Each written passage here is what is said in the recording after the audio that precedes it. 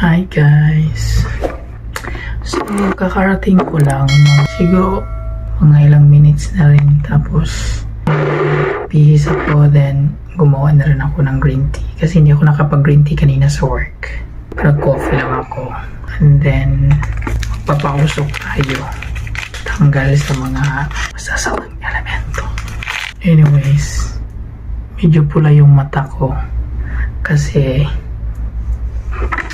may nabasa akong post ng pinsan ko about sa passing ng kanyang kuya, ng cousin niya. Sobrang relate ako sa kanya.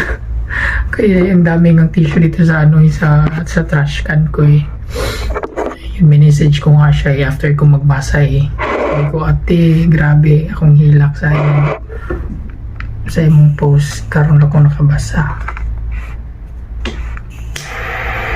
So ayan, gaganituin lang natin itong charcoal hanggang sa makikita mo yung nagbi-blink-blink hanggang doon sa dulo para sulit yung pag nakita mo wala nang nagbi-blink-blink, ayan, pwede na yan, na-coat na siya lahat ng apoy. Ayan, so ito yon sa simbahan, incense sauce tawag nun. O ayan, ito start na siya magkusok, o diba? May ibang ganyan na hindi ko bet yung amoy. Pero madalas naman ang ginagamit nila dito, okay naman yung amoy. May iba nga mas mabango pa nga. Ito parang normal lang siya, yung fragrance niya. Kasi ginaganyan-ganyan yan nila. Nagaya ko na rin. Ayan. Ganyan. Then while having green tea.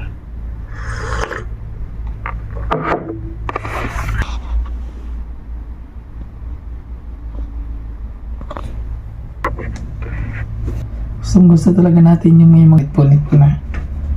Maganda kasi siya suotin. Manipis siya. Pero hindi naman ganun kanipis. Yung saktong nipis lang. Tapos ang ganda yung suotin. Lalo na pag tag-init dito. Ayun, ginawa ko siya. Yung charcoal natin, no? Pabilog ko.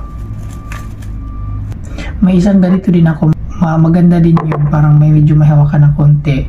Tapos parang may takip siya. Andun din na ako sa Pilipinas. Ito naman, sa dati ito na staff. So ayun, nandun yung sa stock room. Tapos nagliligpit, naglilinis si Keshuri. Tapos itong charcoal niya, if ever hindi siya umuusok, kung na-consume na lahat niya, huwag mong basta-basta itatapon to sa